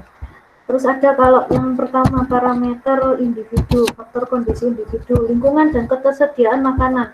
Kenapa di satu area itu ada lele yang sangat besar gitu ya, sampai gewendut gitu ya. Ada satu ikan yang bisa tumbuh lebih cepat. Itu karena bisa saja dia satu-satunya predator di area tersebut. Gitu. Di lokasi yang lain ternyata banyak lele juga, tapi kok nggak bisa sebesar ini? Ya itu tadi gitu. Ternyata di lokasi yang lain predatornya nggak cuma lele, ada ikan-ikan yang lain, sehingga faktor predatornya ini bisa menyebabkan ada perubahan dari stok ikan. Kalau di sini karena dia predatornya satu-satunya predator utama, ketika dia diambil, dipindahkan, maka kemungkinan stok ikan akan terjaga atau misalnya lebih meningkat karena predatornya sudah hilang. Tapi di lokasi yang lain karena predatornya macam-macam, maka faktor itu akan tetap dihitung untuk keberlanjutan spesies gitu. Jadi untuk identifikasi spesies selanjutnya tahun berikutnya karena predatornya masih banyak, maka kemungkinan stoknya adalah sekian. Nah, itu seperti itu. Jadi kalau dia hanya di only predator, ini bisa yang tumbuh lebih cepat ini juga bisa diambil saja gitu ya, dikurangi sehingga faktor dari stok ikan ini akan lebih terjaga. Ini untuk parameter identifikasi dari individu. Ini juga nanti bisa diketahui dari indikator kegemukan atau faktor kondisi alometris. Nah, ini nanti mungkin minggu depan ya, pas pertumbuhan saya jelaskan untuk perhitungan alometris. Kalau rata-rata ikan yang ditemukan hanya sedikit tapi gendut-gendut, oh berarti predasinya ini hanya ada sedikit ini predatornya ini. Lebih banyak tidak ada predator. Jadi kompetitornya ini lebih sedikit. Nah, tapi kalau misalnya dia rata ikan-ikannya, maka oh berarti ini dia kompetisinya banyak untuk menangkap ikan tersebut. Ini tadi ya, jadi kalau ada panjang total, panjang standar, kemudian ini panjang kepala, ini nanti juga dihitung ya untuk perhitungan allosterik. Menghitung stok ikan itu yang dilihat adalah ini, kita ambil satu ikan, langsung kita sampling berapa panjang matanya, berapa panjang sumutnya itu 1 sampai 13, terus panjang dari sirip pektoral ya itu 9 ini, terus ini sirip analnya, jadi apa di situ diambil urat dagingnya di sini, itu diukur panjangnya. Itu seperti itu kalau sudah penghitungan stok ikan, supaya apa, kita memastikan stok ikan yang kita dapatkan itu memang ikan yang kita inginkan, ikan yang memang ingin kita teliti.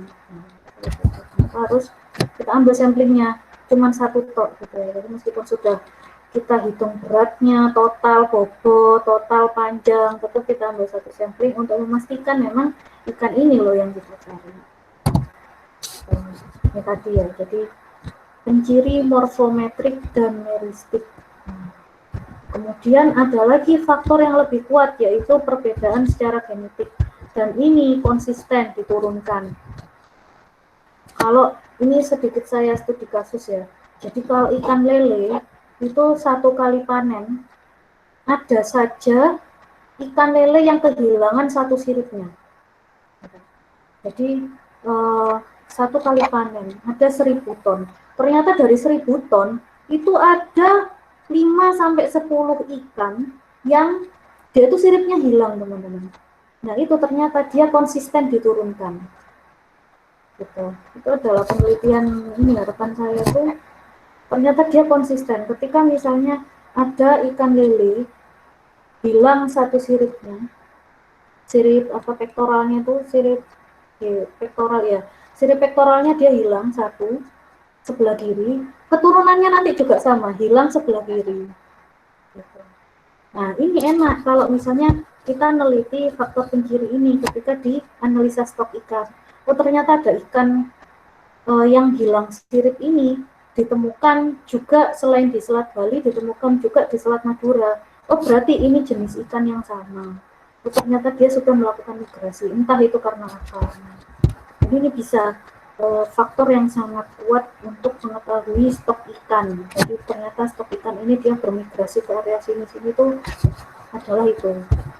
Atau kita pakai yang namanya GFP, Green Fluorescent Protein ya. Kalian suntikan ikan, dikasih pewarna. Nah, ikan diturunkan beberapa generasi, terus dibuang, dibiarkan di alam gitu ya. Ternyata ikan yang GFP ini tadi dia bermigrasi dari perairan Selat Madura, ternyata bisa ikan jenis yang sama ditemukan juga misalnya di Jepang. Nah, ternyata apa itu? Oh, itu ikan yang sama karena sudah ada GFP-nya, sudah ada penandanya secara genetik. Nah, seperti itu. Konsisten secara turun-temurun itu nanti akan ada diturunkan terus. Ada juga parameter individu berupa parasit. Ini ada misalnya terutama cacing ya, cacing jenis nematoda. Nah, ini saya berikan contoh yang kemarin itu ada data di pengambilan sampel ikan. Kalau misalnya di Samudra Hindia itu selama 1 tahun ternyata sama parasitnya dengan yang ada di perairan Surabaya. Jadi dia ngitungnya itu di Samudra Hindia sama di daerah Surabaya, Selat Madura. Ternyata itu sama parasitnya, hanya beda cuma satu di bulan Februari atau Maret gitu.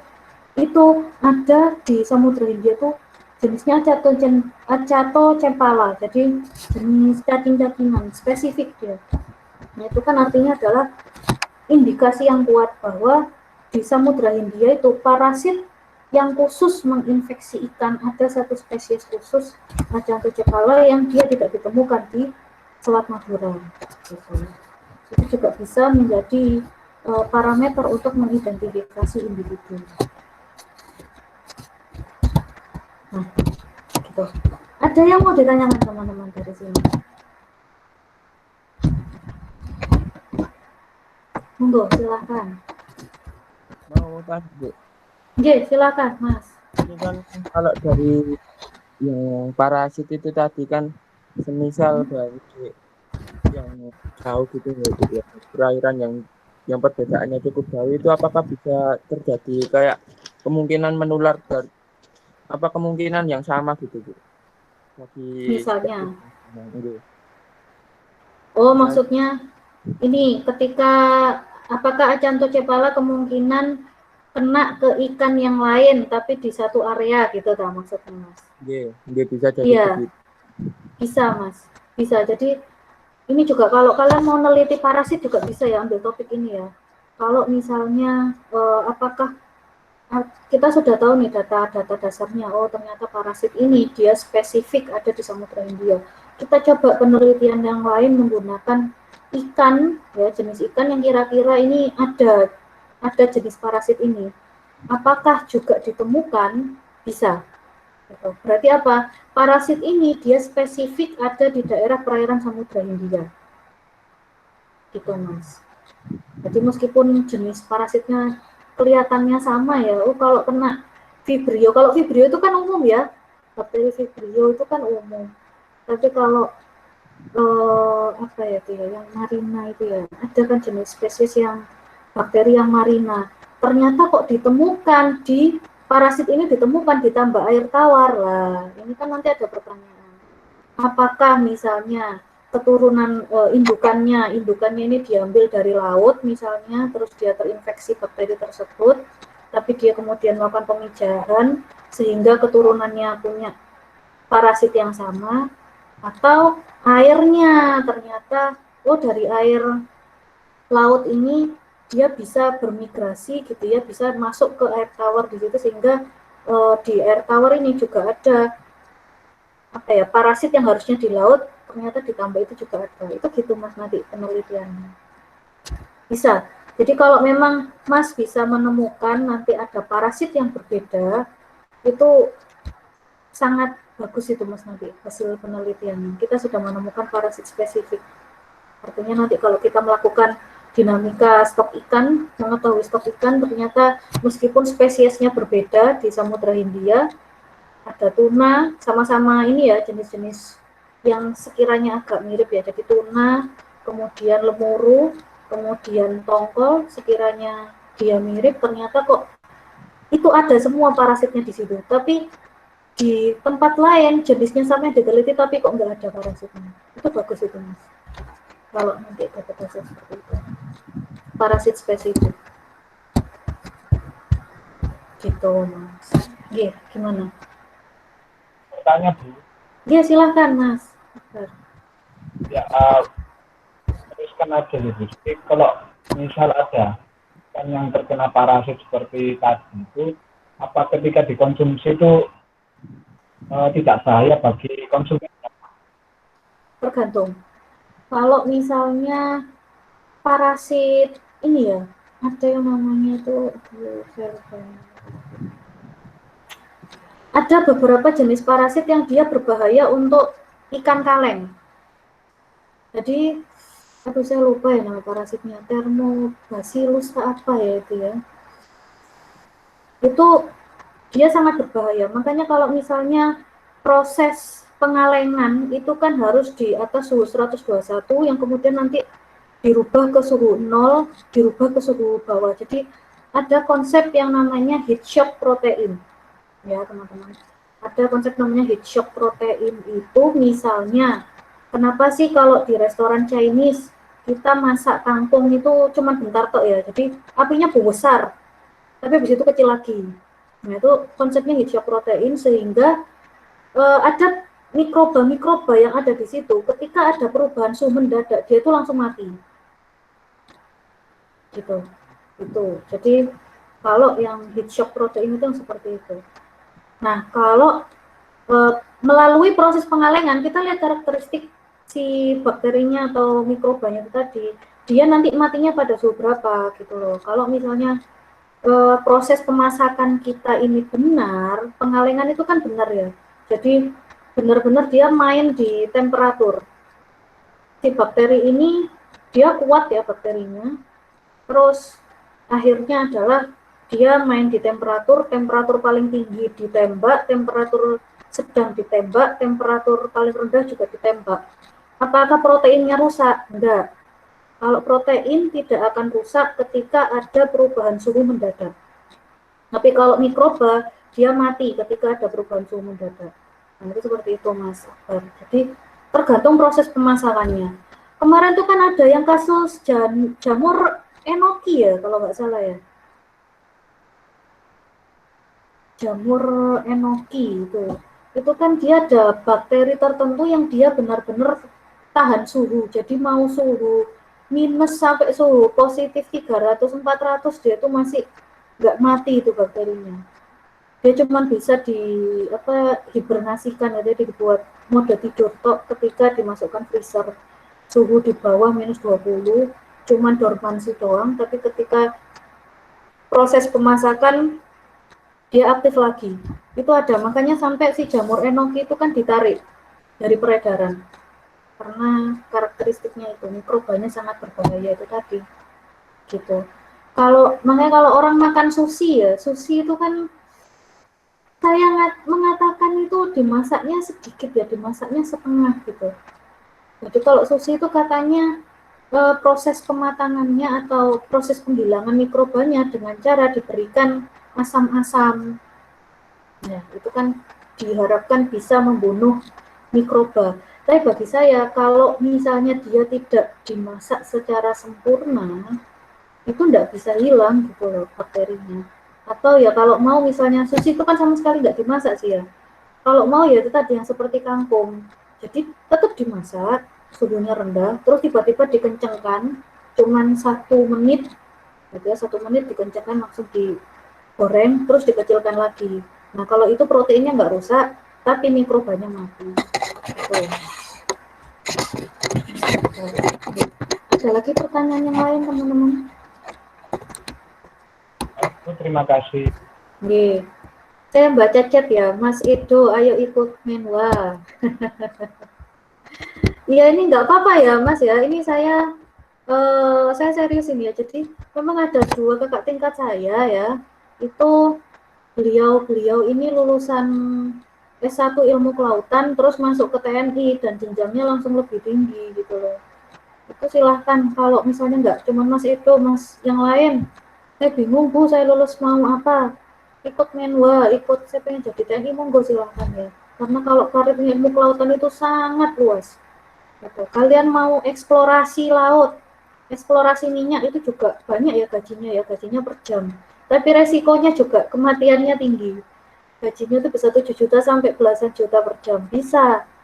Caranya gimana Bu? Cari sertifikasinya. Kalau kalian cuma punya ijazah ilmu kelautan, tidak punya sertifikasi, terus melamar ke perusahaan migas, ya mboh ya teman-teman ya. Kalau dari Gusti Allah kan selalu diberikan kesempatan ya. Gitu. Cuman alangkah lebih baiknya kalian lebih prepare dengan menyediakan sertifikasi penyelaman untuk eksplorasi minyak. Gitu. Oke, kalau pengen saya mau nge-lab Bu, saya neliti parasit, saya kok tertarik. Nah, terus nanti lulus saya pengen kembali ke lab. Sekarang nih PKL nih, boleh ditanyakan, kira-kira apa ya Bu ya yang perlu saya persiapkan, sertifikasi tambahan, itu juga bisa. Oke teman-teman. Oke, dari sini ada yang ingin ditanyakan?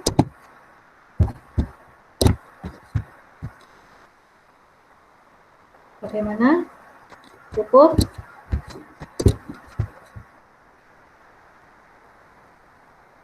Ya, ini hening semua ini, fotonya sudah tidak ada semua ini ya.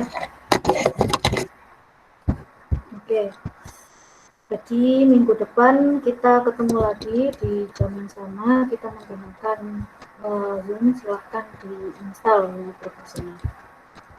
Oke, kalau sudah tidak ada yang ditanyakan, saya akhiri. Oke, sudah hadir semua ya. Saya akhiri. Wassalamualaikum warahmatullahi wabarakatuh. Waalaikumsalam warahmatullahi wabarakatuh.